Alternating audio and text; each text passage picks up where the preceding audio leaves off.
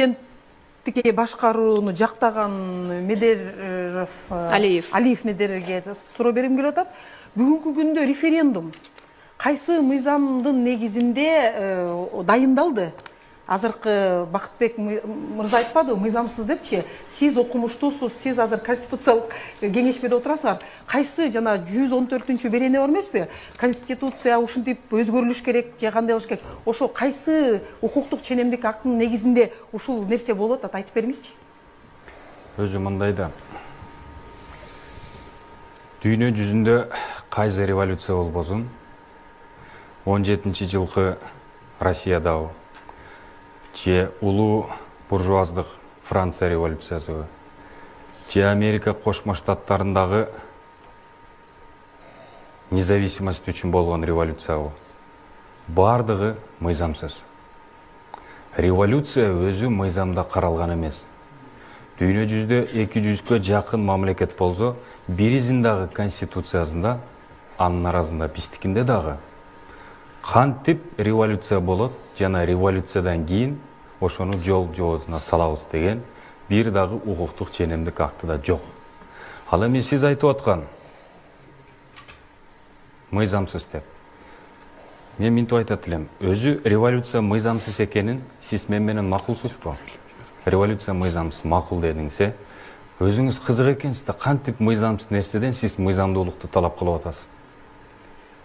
Эртеси күнү мыйзамдуулукка турушубуз керекпи? Макул, ошо күнү талап кылды. Парламент жаңы болуп келсин деп. Бүгүн эмненин негизинде силер буну дайындап, референдумду эмненин негизинде дайындап келдиңер? Рахмат сурооңузга. Рита эми мындай да. Бир дагы талап болгон эмес да, ошондо эмеде, площадьта бизге башкаруу система жакпайт деп. Баары ошол шайлоого эле наразы болуп чыккан. Эмненин негизинде? Рахмат сурооңузга. Сурооңузга төмөндөгүчө жооп берейин. Ынан аспы же ынан байспы, биз демократиялык өлкөдө жашагандайын, ал өзүңүздүн эркиңиз. Ар бир революция, чынында революция болсо, эки маанилүү процесс менен коштолот. Экөө тең иллюстрация деп коет. Бириси ошол акмакчылык бийликте отурган кишилерди абсолюттук түрдө иллюстрация болот.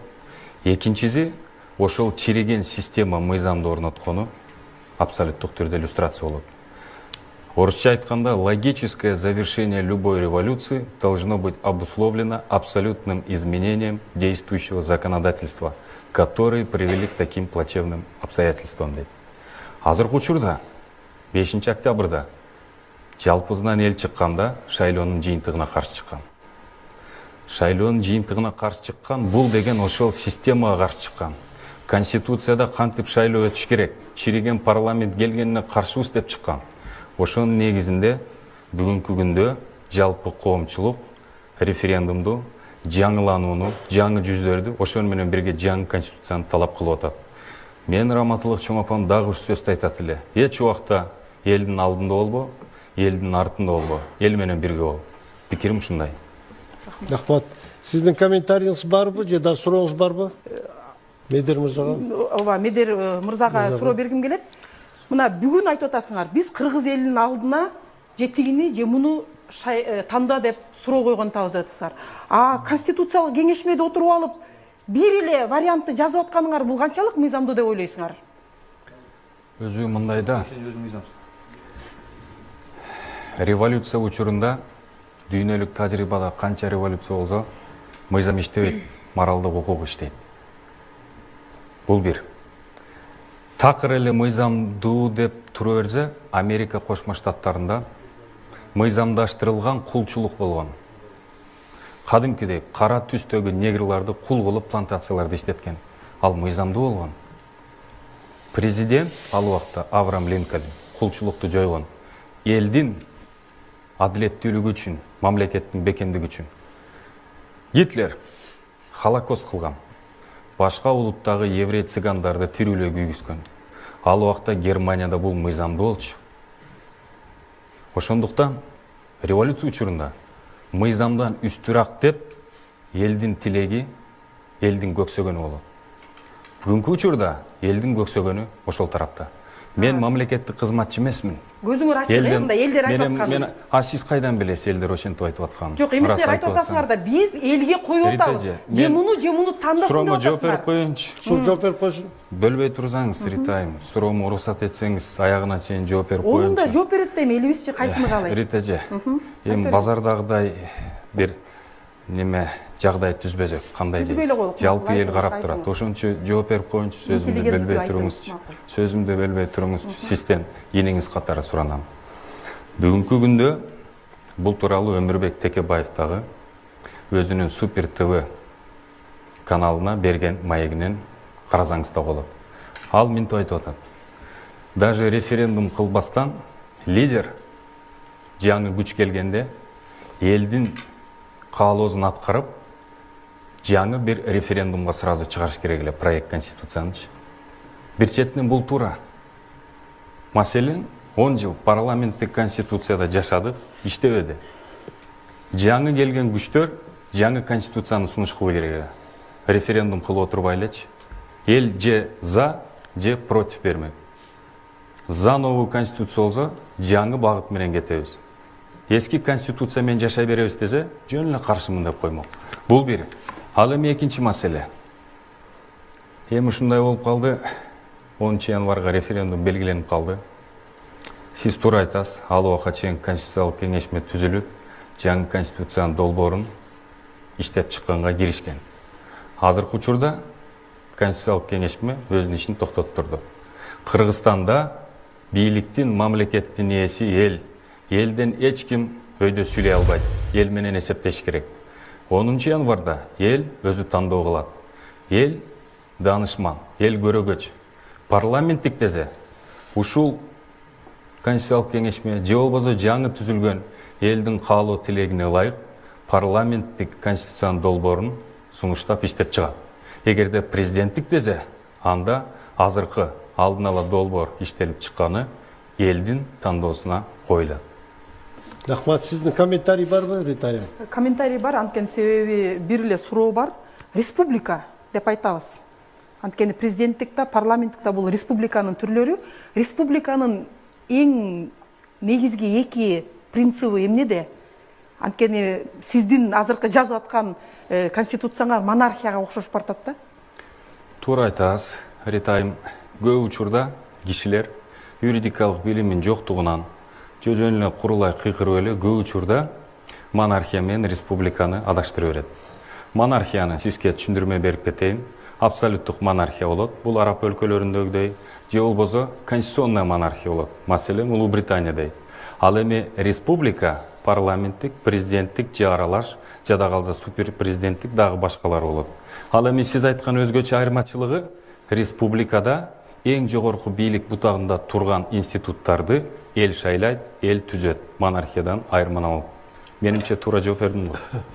Чоң рахмат. Мен кыскача айтып кетейин Макиавелли боюнча. Макиавеллинин бир эле китеби бизге элдин баарына белгилүү да, ал о государе дейт. О народе эмес, о государственном управлении эмес, о государе. То есть жетекчи жөнүндө да. Аны ал жакта эмне жөнүндө жазылган? Ал мамлекетти кантип башкарат деген китеп эмес. Ал бийликти кантип алат, анан бийликти кантип көбүрөөк өз колунда алып карат деген эле китеп. Ошон үчүн элдин башын айлантпагыла. Мына ушундай адамдар биздин конституцияны жазат да. Акылбек Жапаров менен чогуу, Эдил Байсалов менен чогуу, башкалар менен чогуу да. Анан айтат турчу нерсе, конечно, биз бири-бирибиз менен ушпаш керек. Булар күнөөлүү эмес, булар авторлор эмес конституциянын. Башка адамдар. Анан мен айтат турчу жаңы жылыңыздар менен баарыңыздарды куттуктайм. Мен баарыңыздарга белек алып келдим элем. Бир эле экземплярдан алып келдим. Баарыңыздарга Кудай болсо студиядан бергенге аракет кылам да. Чыңгыз Айтматовдун сборник сочинений бул жакта биринчи мугалим деп жатты. Биринчи мугалим деген ким? Дүйшөн ага деген. Ал келип туруп өзү мектеп салып баштайт. Анан эл күлөт. Эй, эмне кылып атасың? Кереги жок. Бул кереги жок. Кызды деген биз азыр күйөөгө беребиз. Кереги жок, ал окубай эле койсун деп. Анан Дүйшөн ага көзсө биз айтып атпайбы, чала парламент деп айтып атпайбызбы? Дүйшөн ага өзү билбейт экен ай, алфавиттин көбүнчөсүн өзү деле билбейт экен аягында. Бирок анын окуучусу Алтынай Сулайманова анан академик болот экен, академик. А бирок өзү мугалими, ушунчалык өзү барат экен да, ушу жаңы депчи. Мектептагы образ. Дүйшөн ага дагы образ. Мектеп деген бул жаңы сонун системаларды алып келеткан нерсе да. Ошон үчүн мен силерге ушул китепти белек катары берип атам да, силерди Анткени силер бүгүнкү замандын дүшүн агаларысыңар. Анан урматтуу Садыр Нуркожоевич айтты интервьюсунда. Мен акыркы китебим окуган ушул китеп болду деп. Почему одни страны богатые, другие бедные депчи. Анан ушул китепти мен дагы окугам да, ушул китепти мен силерге баарыңыздарга президенттик топту колдогондорго белек катары берем. Ушул китепте жазылган эмнеге президенттик өлкөлөр ар дайым жаман жашайт, эмнеге парламенттик өлкөлөр ар дайым жакшы жашайт. Чоң рахмат. Рахмат, Темирлан мырза, сиз бүгүнкү биздин теледебаттын форматына да бир жакшы жаңылыкты киргиздиңиз. Сизге рахмат. Эми Медер мырза, сизде 59 секунд убактыңыз бар, пайдалансаңыз болот. Рахмат, алдағы «Почему одни страны богатые, почему одни бедные» деген китепти мен 3 жыл мурун окугам. Автору жаңылышпасам Аджимоглу деген абдан жакшы китеп. Экинчи рет ушу Тимирлан иним көп чындыкка дал келбеген кайдагы бир Жапаров.